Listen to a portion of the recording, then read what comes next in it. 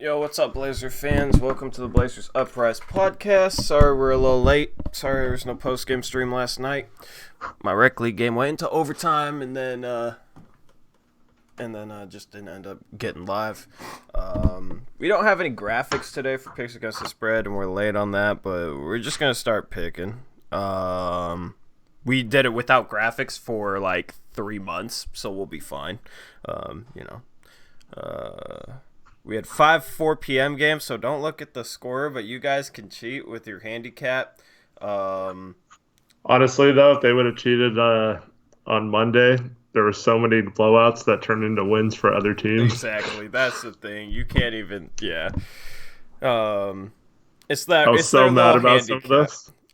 I bet. So how did we do on? You and Chat were 5-4. I was 4-5. Game to game? Uh, Dope. and then you're 157 and 145 overall. I'm 162 and 140 overall, and Chat's 156 and 146 overall. So they're a game behind you, and you're 5 games behind me. Yeah, so getting a little ground. The People's Mix is asking, did I win my rec league game? Lost in OT.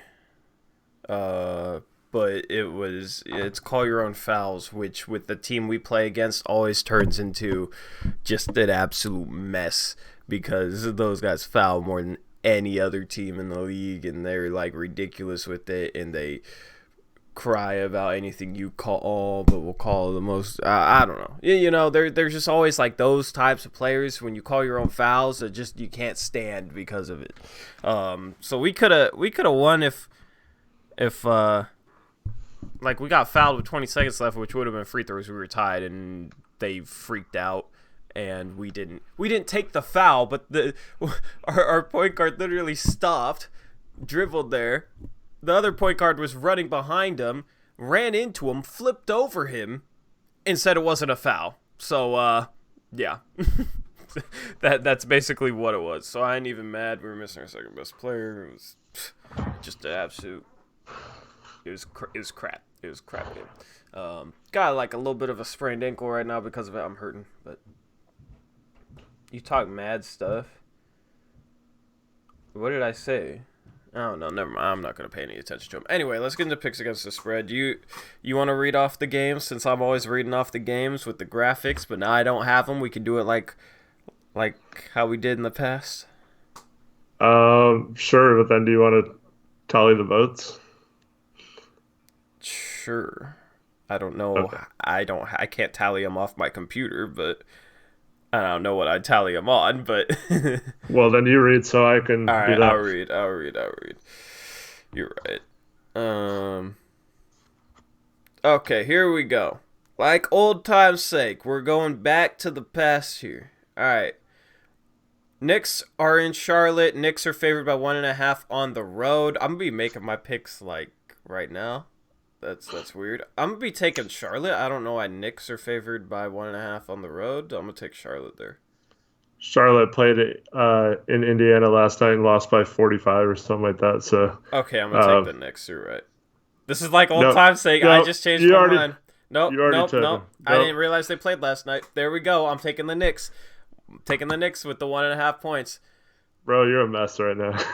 No, you changed my mind. That's all that happened. All right. I'm not going to say anything now. He'll try to claim he took Charlotte if they win. That's fine. I'm taking the Knicks. I'm taking the Knicks. I don't care if Charlotte's up 20 right now. I'm taking the Knicks. All right, let's go. All right, who are you taking, though? You got to say your pick, too. Oh, I'm taking Knicks. Yeah. See, you're not used to just doing this without a graphic. All right. Yeah. Next game, we had the Nets at the Wizards. The Nets are favored by 1.5 on the road against the Wizards. I'm going to take the Wizards there. Nets are without Kyrie. Yeah, I'm putting like no thoughts into these picks. We'll see how they work. This might surprise you, but I'm taking the Nets. Do you know what the spread is? It was 1.5 to Brooklyn. Okay. All right, next game. 76ers are favored by 7.5 on the road against the Cavs. I'm going to take the 76ers. They don't seem that much worse without Ben Simmons. Joel Embiid plays better without Ben Simmons. So when they're missing one of those guys, it's not I don't know, it's not really a problem for them. So I'm taking the Sixers. I'm also taking Philly. We got thank you to both Randall, Pink Floyd, and Trevin. You're the only two voting right now, so yep, you guys are appreciate it. Yep, I don't know if notifications didn't get sent out or what, but anyway, T-Wolves at Heat. Heat are favored by 9.5 points. I'm gonna take the Heat. They're playing at home. They're playing the T-Wolves. The T-Wolves don't have Karl-Anthony Towns, and the T-Wolves suck. So yeah, I'm also taking the Heat. At home, they're really good this year. So yeah, I didn't get a notification either, Randall. Yeah, I don't know what's been up with notifications, man. I don't know what's been up. Magic are favored by 2.5 at the Hawks. I'm gonna take the Hawks there. Trae Young's been playing great. Magic haven't been playing well. I'm gonna take the Hawks. Magic actually came back and won the other day, right? Yeah, but I mean, who are they? What are they for their last 20 games? They're like 4-16 or something crazy bad. So, and still easily going to make the playoffs. yeah, Depressing. It's weak, man. It's weak. We wouldn't have any problem in the East. Alrighty, who are you taking? I'm taking the Magic. Okay. Grizzlies at Rockets. Rockets are favored by 9.5 points. I'm gonna take the Grizzlies there. The Grizzlies are kind of hard team to pick right now. They just lost Jaren Jackson. The Rockets are kind of hard to pick. They play small ball, that weird, style. So it just kind of depends on how the Grizzlies match up with that. But I do think they have the bigs to exploit that. So I'm taking the Grizz. Brandon Clark's also out for 2 weeks now. Wow, man, they're losing everybody. They still got Jang. They still got Bell. They have a lot of bigs. So they'll be fine. You gotta tell me your pick, man. I'm taking the Rockets. Alrighty. Trevin, don't retract picks, man. It's hard. I can't go back and figure it out. No wonder you weren't saying anything. I could tell you were confused by something. Alright. Mavs favored by 5.5 on the road against the Spurs. I'm gonna take the Mavs. Doncic is back. They're playing very well. I'm going to take the Mavericks. I'm also going to take the Mavs. They're just a better team than the Spurs. Clippers favored by 5.5 at the Suns. That's going to be my double down. The Clippers, I don't know why they're only favored by 5.5 on the road against the Suns. Maybe they won't have Paul George, but still they're a much better team. That is my double down pick. That's also my double down pick, so alrighty. Have the same one there. Dope. And then Celtics at Jazz. Jazz favored by 4.5. I am going to take the Celtics. The Jazz have been inconsistent. I know the Celtics played last night against the Blazers, but I think the Celtics will take care of business. Yep. I also am taking the Celtics. Getting points. I think they're just as good as Utah. And Utah's had some stuff with their lineup today.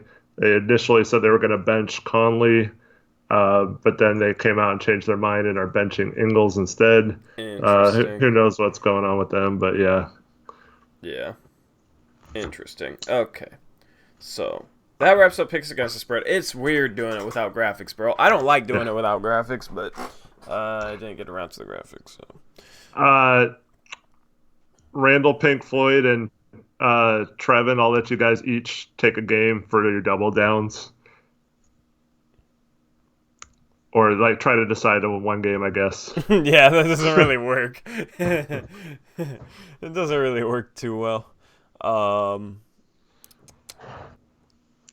First one to answer with their double down, I guess. Yeah. Shoot, man. So anyway, Malik Monk got suspended indefinitely today for violating a drug program. Did he take a PED? I didn't really read the article. It hasn't come out yet, at least not what I've seen for what he took.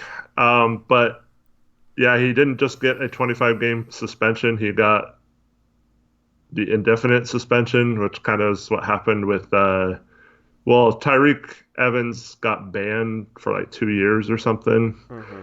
But yeah, so I don't know what he took, but yeah, it's not good, not looking good. So I guess there's exactly 25 games left in Charlotte's season, so um, it would make sense if he was only suspended the rest of the year. But so that's weird that they said it had it be indefinitely. Yeah. But yeah, we'll see what it comes out with. Yeah, that's He had been interesting. actually been playing good the last few games, Yeah, probably because he's taken some. probably. I mean, that guy's career is not what it was expected to be at all. He was the 11th overall pick, but he's expected to be like a dynamic sixth man scorer, 3-level scorer, could get to the rim, dunk on you, could hit threes, that type of thing. He hasn't really been able to do anything. He's been super inefficient, bad defender. He's been one of the worst players in the league since getting in the league. I'm not sure after this suspension, like if he's out for the rest of the season. I don't know if he'll be back on an NBA team next year. I assume he will be. Like somebody will take a flyer on him. But But he's like he's under contract for one more year, so oh, they picked up the option. Okay, I thought it was yeah. You're right. Because he does have that 1 year. After that though, like it's questionable what happens with him. I assume he'll stay in the league as like one of those young guys that teams will take a flyer on. Like oh, he's the next lottery pick. Maybe we can figure this guy out. You know, the Grizzlies did it with Josh Jackson, but his production has not been NBA level at all. He is playing. He's played like a G League player in his NBA career. yeah, Trevin made me think of something. You know who loves to pick up X lottery picks that don't pan out? He's a future Olshey guy. If only he was Yeah. white, then that'd be guaranteed. You know what I mean? Because like Azonia Stauskas, I don't know what it is, but I feel Monk's like way too good of a shooter to have like a 32% yeah, it's career weird. shooting percentage. Like, It's weird. I'm so surprised his shooting did not translate to the NBA. To be only honest. 28.4% this year. Yeah, like he's horrible. He's horrible, but his form isn't bad, and he was a good shooter in college. I don't understand why that didn't translate, but that happens. That happens. Yeah.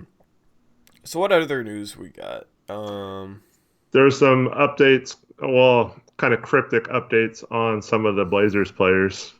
Okay. Uh, so last night it came out that Lillard was going to go on the road trip, but then today he didn't go on the plane, so he will not be on the road trip. Great. Uh, that doesn't mean Awesome. he can't meet up later, I guess, but you have to assume that that means that he'll be out the next 3 games. So he'll miss a total of 6 games, and then we'll see if that's all he misses or if he misses even more than that. Nurk apparently did make the road trip, and Stott said last night that he would be in the gym for shoot around, but wasn't going to commit whether he would participate in shoot around or practice or anything like that. So they're still being too vague about Nurk, which is really starting to aggravate me. Yeah, it's been annoying, man. Like, just give us an update. Like, give us a weekly timetable or something. We've literally been waiting 11 months to the day. He got hurt March 26th last year. We've been waiting, man. We've been waiting for Nurkic to return, and it's like they make it feel like he could be out for the rest of the season. They make it feel like he could be back a week from now. You know what I mean? Right. It's triggering. And I get them not wanting to set a date because then if he doesn't play, then people are like, oh, he's not playing, what's wrong? You know, that kind of stuff. You want to avoid as much of that as possible, having to answer those type of questions. But you're just bringing about different types of questions by doing this. And then he posts that video on Saturday of him like loading, like he's gonna come back soon. Nurkic is trolling us too. Yeah. Yeah, so he's trolling us, and that doesn't help either. Like we're like trying to support him, not be trolled by him. It's not like Dame trolling other fan bases. He was going after some Thunder fans hard on Twitter today. Dame was? Yeah. What was he saying? He quote tweeted someone. Oh, I want to get this right, so I'm gonna go. Hold on. Someone tweeted at him can't wait to see Dame Lillard in the playoffs this year. Oh, wait. And he went back with wait is correct, which I assume means that he is saying he's going to make the playoffs. So yeah, you will see him in the playoffs. His brother Houston also was hired as the head football coach. Yeah, I'm just looking at that right now. That's dope. But someone says I'm going to need to see more of that waving Dame Lillard, and he said the fact y'all can't let this go shows how bad it hurt your heart. You're having a great season, 100. That was to someone whose Twitter handle was Thunder ND. So like, that's funny. That's funny as hell. Oh. Oh my god, bro. Dame, I love Dame's Twitter. I like Dame and Nurkic on Twitter are entertaining as hell. Yeah. When they just kind of let loose, don't hold back, and they're willing to throw shots. Damn, no Destrom, no game today. Nope, we play tomorrow, right? Yep, tomorrow against the Pacers. Alrighty. We'll have a stream for that one. Guaranteed. Didn't have that stream last night. Honestly, nobody like normally if I'm late for a stream or if I like randomly don't have one, which is rare for a post game stream, people get on Twitter like, "Where's the stream? Where's the stream?" Nobody was asking me for the stream, so I was like, whatever." I got asked by a few people, but because I didn't even watch really a lick of that game. I saw Caleb Swanigan get an and one. That's about all I saw, and I'm like, okay, well, I'm just gonna let that be my only Blazer basketball for the day. I'll have a better feeling about it. Well, I was getting ready for that Reckley game, and then I played that Reckley game, and then that game went into OT, and yeah, so it was a pretty entertaining game, especially the first quarter. Yeah, we started off really well. They were actually running like set plays, which was really weird. They got off to like a 7-0 lead. It should have been more. We missed a couple of wide open threes. They were getting out of transition. Yeah. But then the like floodgates opened. They just gave up open three after open three. Yeah. So the defense got frustrating. And yeah, we came back, cut it to 3 a couple times, I think, in the second half. But it was just not enough. Every time we did that, Tatum would hit a 3 or Smart would hit 2 threes in a row. Yeah. Smart's always like kind of a frustrating. He's like one of those players that are always frustrating to play against. I feel like just because of how like gritty, tough he is, and then like he's not a great 3-point shooter, but he can get really streaky. So like I feel like those are the type of players that just randomly go off from 3 against the Blazers. You know, the ones that are shooting 34% from for the season, but are streaky. So then they'll hit like 5 out of 6 against Portland. It's just like, damn, I wish we could defend the 3-point line, or I wish these guys weren't going off against us. Yeah, it's so frustrating when people who aren't good 3-point shooters normally just go off. But that's our defense. Yeah, it's not them. It's they. Stevens actually had some really smart game plans. I don't know if it, like since you didn't see it, it's kind of hard to explain. But they were basically using Theis to set picks on both on the drives of Tatum, like when he was inside the free throw line, but he knew that we were going to switch that deep, so he would just pick Whiteside and like his own guy guarding him. And it was working because like the guard would go to switch, but Whiteside was already being screened without the guard being screened, and it worked like 10 times. Oh my god! Not all with Tatum, but like it was like so frustrating. Like a couple times he got called for like holding him off, like he was like an offensive foul. But yeah, it was kind of funny because they just kept doing it, and it was like really smart. I thought a way to destroy our defense. We let that happen multiple times in a row, really. Oh, that's funny. Javier, we didn't have a stream last night, so you all good. Yeah, Tatum 36 points, man. I mean, I saw that deep three he hit on Hassan. Hassan didn't do a terrible job of contesting that, to be honest, but like you could tell he was feeling himself. You let the ball bounce twice and then pick it up and pull up in somebody's face from almost 30 feet. Like Yeah. he was feeling himself. So Tatum's been terrific this year.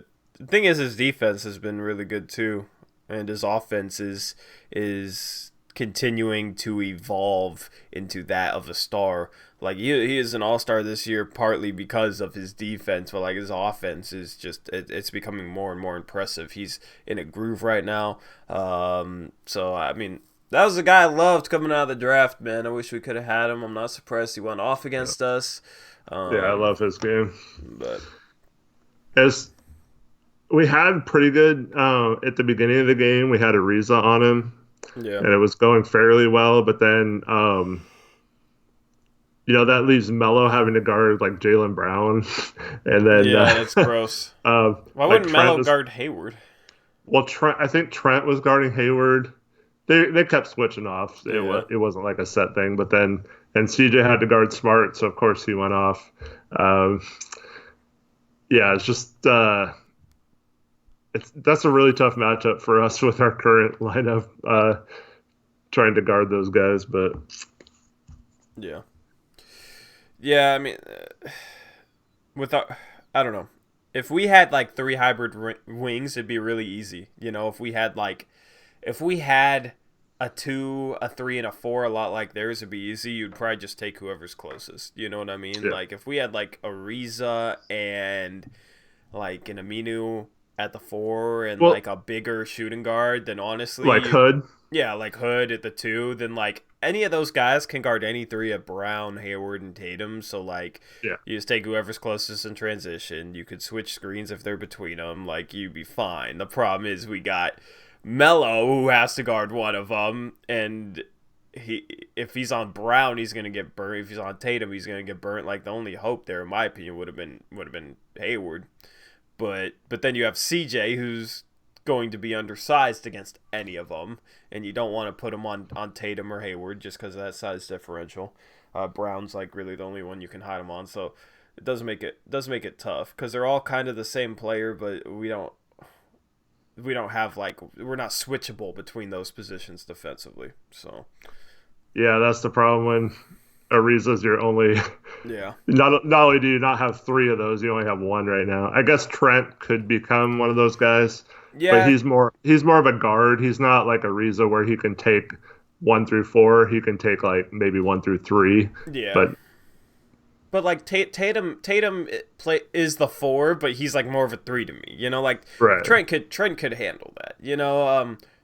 And Trent plays bigger than his size, I think. And he's not like undersized. He's 6'6".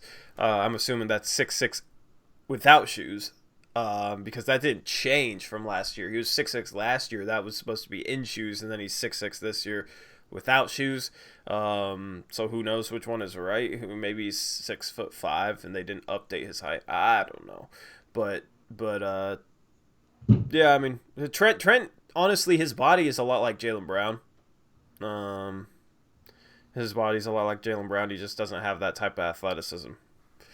Which is funny because do you really? Okay, so I said this after the draft, and I want Chat's opinion on this too. Trent registered a 39-inch vertical leap in the draft combine. I thought that was a flawed measurement. I have like some complex reasoning for like how that measurement ended up flawed, but like just watch them play. Do y'all really think he has a 39-inch vertical?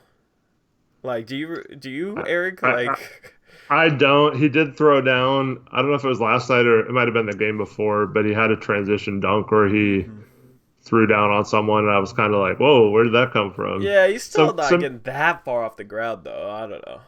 There are some players that can jump high, but they don't really play that way, so it doesn't really help them to have that kind of vertical. Yeah. Whereas there's some players that have to have that vertical to do anything, where he doesn't seem like that type that needs it. But yeah, I mean, that'd be cool if that was true, because he could definitely use that to his advantage. Mm-hmm. Thomas Saransky said You said he probably tucked his shoulders, and that's my opinion. You know, if you're doing a standing reach, you're supposed to like extend, but you can like tuck your shoulder down and like try and like shorten your standing reach or whatever. And I think the vertical is based off your standing reach. So if he like shortened his standing reach more than, you know, if he like shortened it up on purpose, then it would skew his vertical to be higher than what it is. Because his standing reach was abnormally low. Like, very, very abnormally low for a player of his height. Like, bottom, like, 1 percentile. And, like, compared to his wingspan, too. Because I don't know what his wingspan is. But, like, it literally just didn't add up in terms of looking at his height, his wingspan, and his standing reach. It didn't add up to me. And then looking at his vertical, it's like, I don't think he has a 39-inch vertical. So... that's what I was saying right after we drafted him. Is I think that his standing reach is a bit higher than what was listed, which is good because it translates more to him playing small forward, whatever. But I don't think he has 39-inch vertical. I haven't thought about that in a while, but we've gotten a sample size of him. He could have went and God, my phone's still vibrating. Did you hear that, Eric? Yeah. God, I gotta like turn off the vibration. Yeah, I don't know. Any other topics on the docket for us? Well, speaking of Trent, I think more important than his vertical is his last 5 games. He's 4 of 18 from 3. Yeah. After he had a really hot stretch there, so especially now that he's starting, he needs to pick that up. Every time, this is what it does. Every time the fan base starts saying, "Oh, we should trade CJ because look at how Trent's playing," or "Oh, we should trade CJ. Look at how Simons is playing." Every time fans start to get like heavy with that talk, Simons or Trent gets into a slump. Like they go from playing really good to like getting in a slump.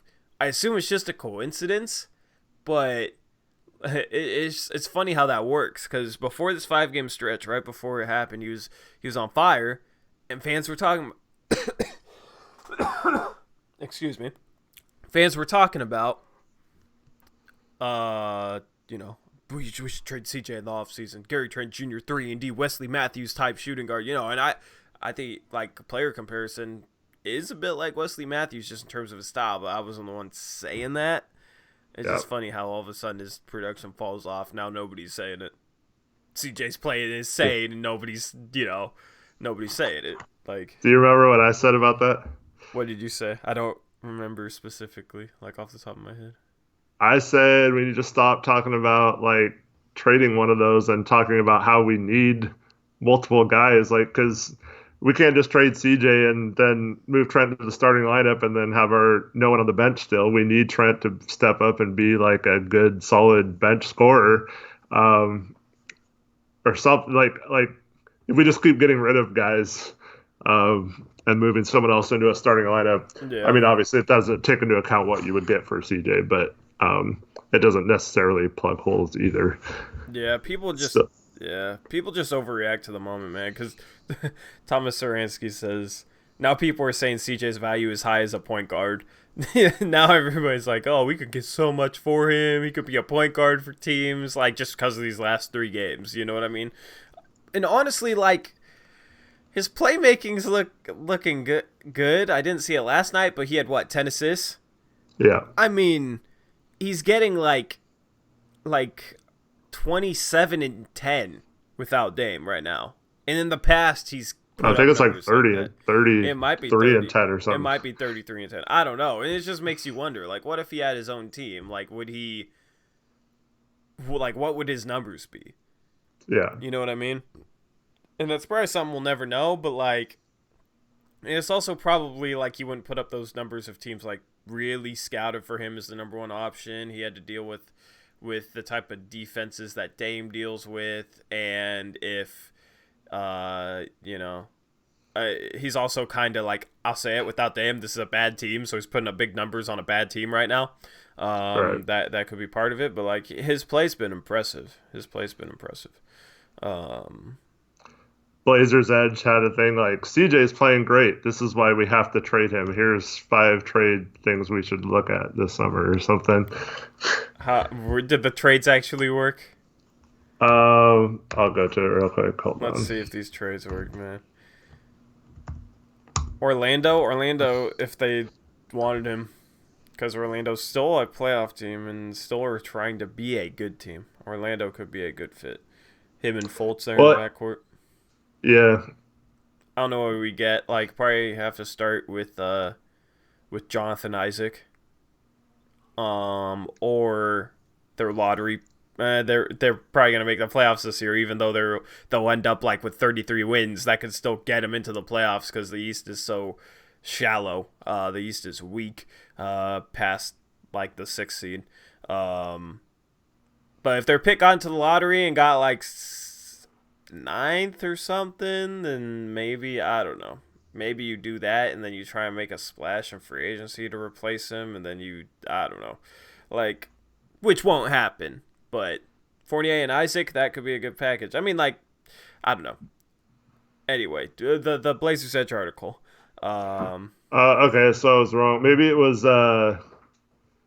Maybe I'm mixing. So their title of the article is, it's by Dave Deckard too.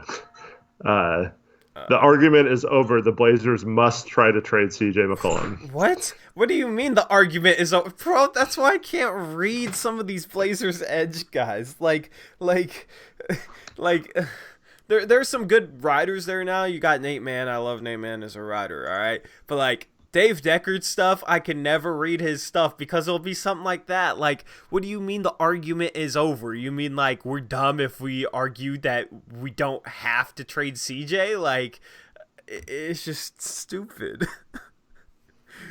We don't have to do anything. I can't find the thing. I'm confusing something with someone else. So he lists a bunch of names in here, but he doesn't have actual trades. So he's basically hoping that both Milwaukee and Philadelphia get run over in the playoffs, leaving them to question their rosters. So is Toronto just going to recreate last year? Like, the fuck? So then we go after Embiid or Chris Middleton, which those are probably pipe dreams for CJ.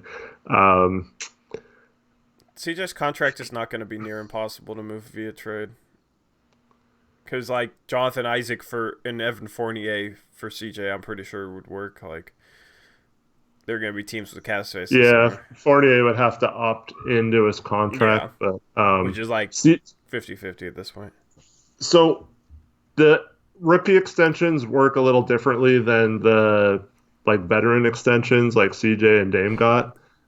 So they don't have poison pill contracts like rookies would with their extension. Like, if we gave Collins a big contract this summer, we couldn't trade him, or it'd be really hard to trade him next year. But yeah, so CJ, I think, has one more year left on his lower contract in quotations. So we could, if we're going to trade him, we probably should try and trade him next year while his contract is still low enough to do one like Fournier and Isaac.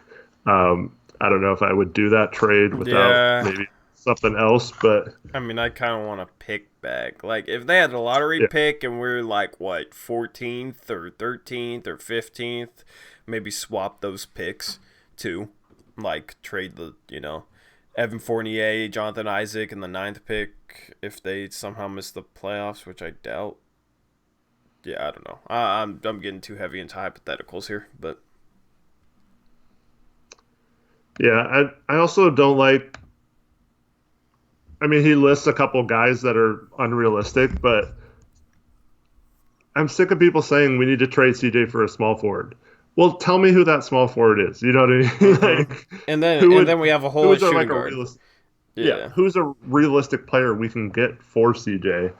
I mean, you could say, like, the only one I've heard is Tobias Harris, but his contract's just as bad. It's for the same amount of time, and he's not really a great defender anyway. So you're just, like, moving your bad defense at the shooting guard to bad defense, like, at another position. And I don't really even like him as a small forward anyway. So then you have to play him a lot of minutes at power forward, and I don't know. I'm not saying I wouldn't do that trade, but, like, I don't know if that makes us a better team at all. So I don't know. Yeah, I don't know. It's a tricky thing I just know CJ ain't getting traded unless we fire Olshey. Like, Olshey's not going to trade CJ. So it has to be somebody else there running the ship if any of these hypotheticals are going to become reality.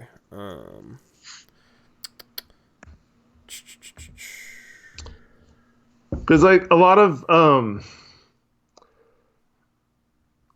the reasoning, in my opinion, why CJ long term would be ideal to trade is because, like, a lot of trades that I can think of, you can maybe get younger at the small forward or at a different position and get a better cap situation. But if you trade him for Tobias Harris, it does nothing to like solve our luxury tax issue or anything like that, right? Yeah. So like we still have the same salaries on the books, and it's still, yeah. We're not turning on CJ. Yeah, I know. I know. War of Mankind just said, "Why are y'all turning on CJ?" We literally just said CJ's playing phenomenally, and I bet there's teams out there that's noticing it. And then that turned into trade talk. So, it's not turning on CJ at all. I was simply talking about, I wonder what numbers CJ would be putting up if he had his own team, because the numbers he's putting up right now are really good. If CJ had his own team in the East, he'd probably be an all-star. But Bradley Beal didn't make it. See, I actually disagree with myself. I actually take that back, because people will make that argument that CJ he'd be an all-star if he had his own team because he'd be putting up numbers, blah blah blah. Bradley Beal's was putting up what, 29-6. It was on the 9th place team in the East and missed the All-Star game because his team wasn't good. If CJ's the best player on a team, that team's probably going to be a lottery team. So I'm not sure he would make the All-Star game, to be honest. If he was on Orlando this year, I don't think they would be any worse than they are right now. Below 500 no, team in the playoffs. Yeah, they do have, like, Aaron Gordon has the ball in his hands a lot when even though he shouldn't have the ball that much. And Vucevic there is like a 20-point per game guy, so it'd feel less like CJ having his own team, I guess. I don't know, but I guess that's like the one situation that, like, CJ could have his own team and be a playoff team, but I mean, yeah, actually, he could maybe make the playoffs as the number one guy on a team in the East, because literally the Magic are in playoff position right now, and aren't they like 10 games under 500? Like, something like that. Yeah, and it's awful.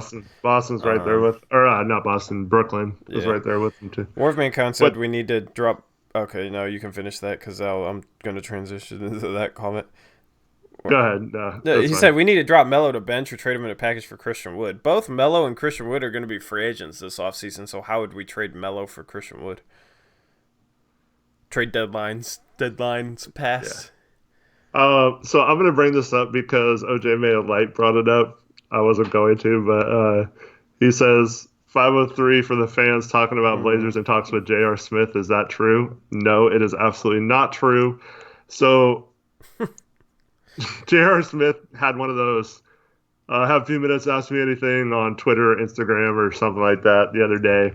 And someone asked him, would you play in Portland with Melo if they offered you a contract? And he answered yesterday, meaning like he would have signed yesterday if the Blazers offered him. Yeah. Well, some other moron on Twitter said, oh, I think that means that J.R. Smith's in talks. Like, I heard a rumor that he's in talks with the Blazers. And then 503 fans is like, oh, I heard from someone else that there's a rumor that J.R. Smith is in talks with the Blazers. And then he posts a thing about his that same question and saying, see, look at this. This is really interesting.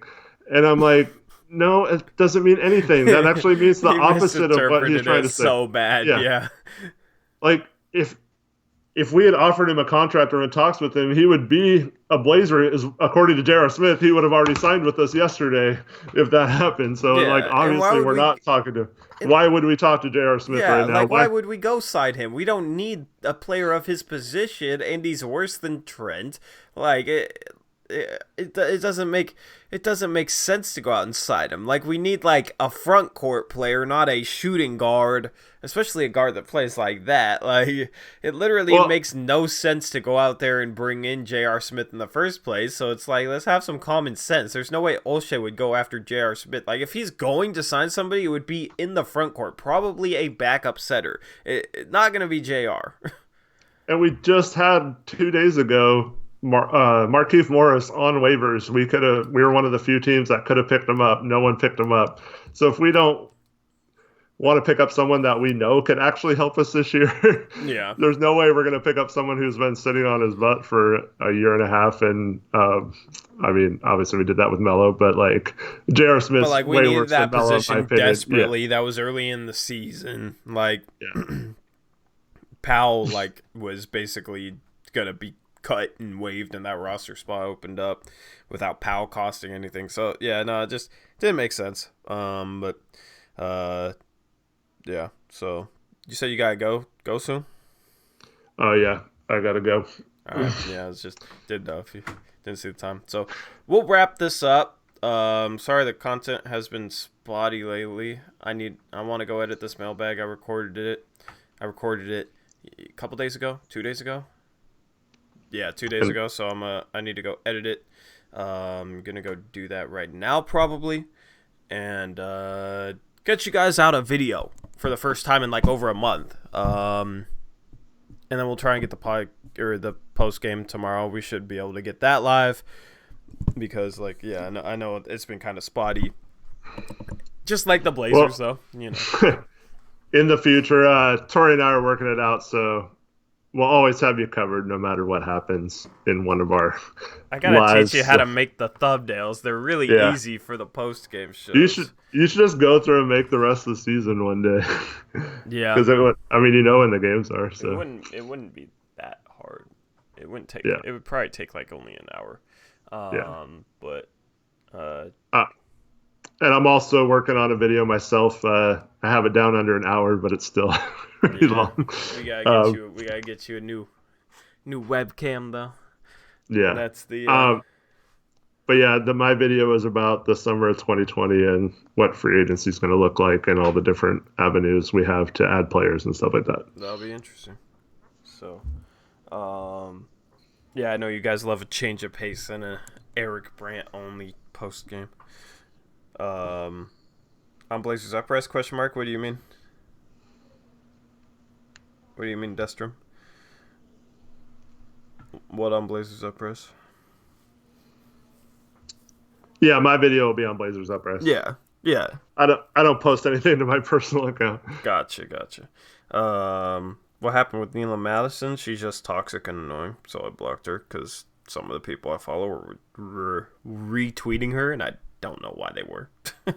But yeah, so anyway, we're gonna sign off. We'll catch you tomorrow. We'll have a video. You can hit me up on Twitter if you have any questions or whatever. I'm just gonna be chilling for the rest of the night. And yeah, until tomorrow, we'll catch you guys later. As always, as we always say, peace out.